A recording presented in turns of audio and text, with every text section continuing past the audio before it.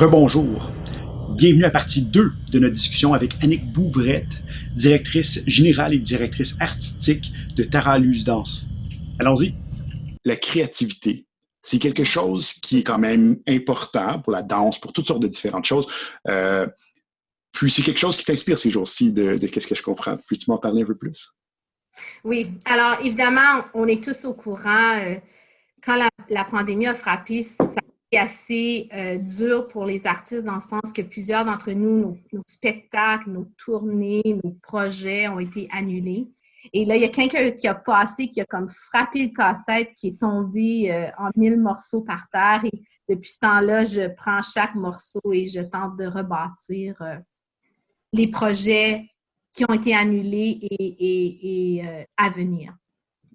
En tout ça, je me suis retrouvée chez moi voulant essayer de faire autre chose que toujours travailler sur cette reconstruction que je dirais qui est plus administrative, plus organisationnelle. Alors, je me suis replongée dans des lectures sur la créativité et je dois avouer que ça a été vraiment plaisant, très passionnant. Mais aussi, là, je me sens un peu comme une enfant, une jeune élève à la maternelle qui recommence au début de tout ça. Je suis tombée sur des écrits, des lectures de Sir Ken Robinson, qui est un spécialiste britannique en créativité et en innovation. Et je suis très, très excitée de ces lectures-là. Et je sens que je ne fais que commencer. À en apprendre via ses écrits. Et c'est certain que pour moi, la créativité, c'est primordial.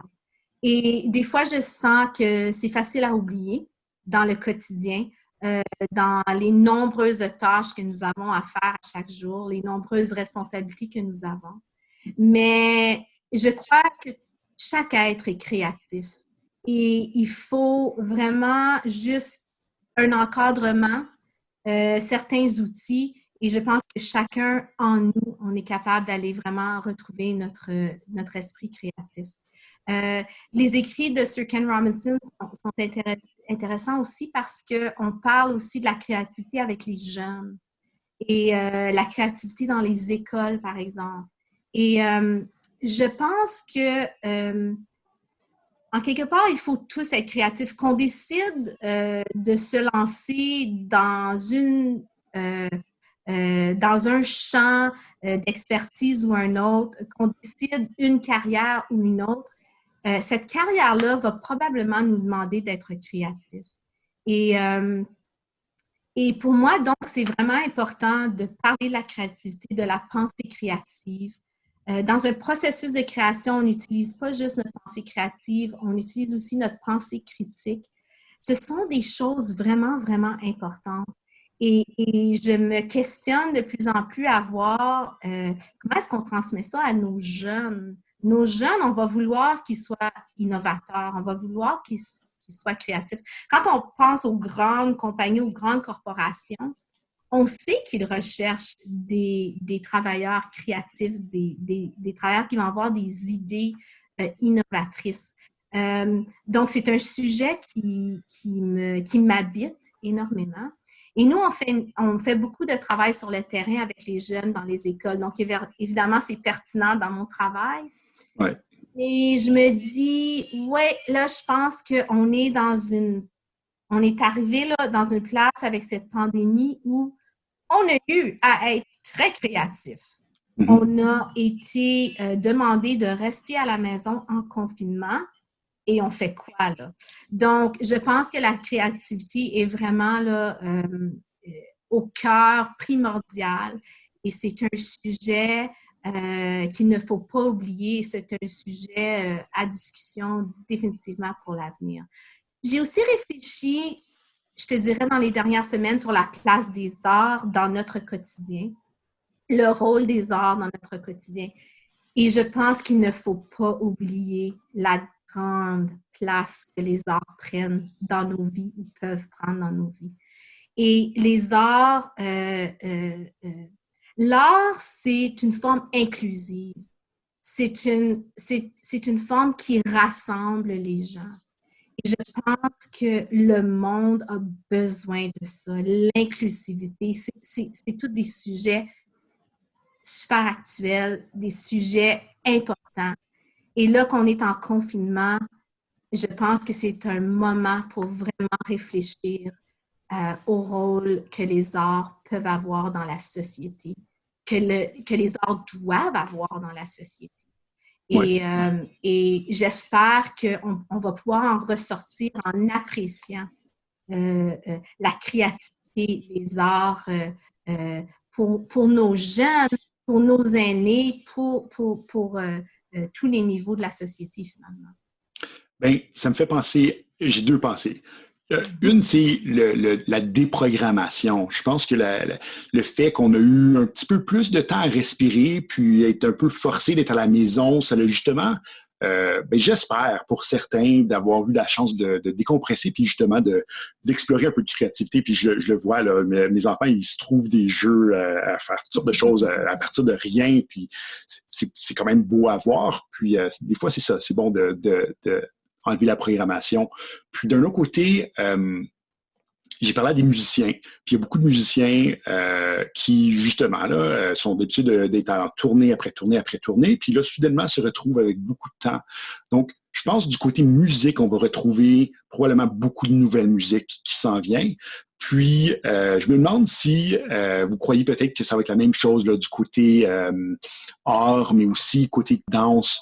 Je pense qu'il y a beaucoup d'artistes là, qui sont en train de se ressourcer puis qui sont prêts à lancer du nouveau matériel, dans le fond. Mais je pense qu'en effet, d'avoir à se confiner, ça nous a demandé de ralentir le rythme de la vie, d'avoir à réfléchir profondément à ce changement-là. Je pense que certaines disciplines se sont peut-être prêtées plus au confinement que d'autres. Je sais que pour nous, à Taralouse Danse, on est vraiment un groupe, on est vraiment une équipe. Moi, dans ma démarche chorégraphique en ce moment, depuis plusieurs années, je crée plus vraiment des solos. Ce qui m'intéresse, c'est des œuvres, par exemple, avec 4 danseurs, avec un musicien. Donc, c'est certain que pour moi, au niveau du développement de nouveaux travail, de nouvelles œuvres, là, c'est moins possible pour moi. Puis surtout, chacun, on travaille de chez soi. Nous, ça s'est traduit dans les 2 séries dont j'ai parlé à la maison avec nous. On n'aurait pas fait ça. On se serait pas lancé dans ce type de capsule web numérique avant la pandémie, ça c'est sûr. Donc, on était capable de garder l'effet un peu de groupe à la compagnie en faisant les capsules web. Donc, ça, pour nous, c'est très intéressant. Alors, ça ne veut pas dire qu'on a créé une nouvelle œuvre typique Taralouse Danse, pas du tout, parce que normalement, c'est une œuvre de groupe, mais on a créé 2 nouvelles initiatives au niveau numérique. Au niveau des réseaux sociaux qu'on n'aurait pas fait autrement. Donc, je pense que oui, je suis d'accord avec toi que oui, en effet, je pense que chaque artiste ou chaque discipline aura trouvé sa façon de créer à travers tout ça. Puis je lisais dans mes notes que ça avait commencé en 1997. C'est-tu à peu près quelque chose comme ça? Oui, c'est dans ces années-là, oui. Alors, parle-nous donc de Un saut dans le temps, qui est une autre petite aventure que vous faites ces jours-ci. Au début, on s'est dit, OK, quelle serait une autre façon pour nous de garder le contact avec notre réseau via les médias sociaux? Alors, on a imaginé la série Un saut dans le temps, qui se veut un genre d'exposition de photos et de vidéos de la compagnie, mais qui retrace, qui va en arrière, qui retrace un peu la ligne du temps de ma carrière comme chorégraphe et ensuite la fondation de Taralouse Danse et l'évolution de la compagnie. Mais c'est tout en images, donc c'est en photo et c'est en vidéo. Et ce qu'on fait avec Un saut dans le temps, c'est qu'on essaie de publier une fois par semaine, soit une photo, une vidéo. Alors, c'est ça, on a comme commencé en 1997 avec l'œuvre Rafale, qui a été une de mes premières œuvres chorégraphiques que j'ai commencé à présenter en tant que chorégraphe indépendante. Et là, on s'en va là, à travers le temps. On est rendu en ce moment en 2009. Donc, la compagnie, moi, j'ai fondé Tara Loose Dance en 2006. Donc, dans les dernières publications, on a vu comme les premiers pas de la compagnie. Et là, tranquillement, on va s'avancer là, vers maintenant. Annick Bouvrette, directrice artistique, directrice générale de Tara Loose Dance. Merci beaucoup pour cet entretien. Merci beaucoup. Passe une belle journée.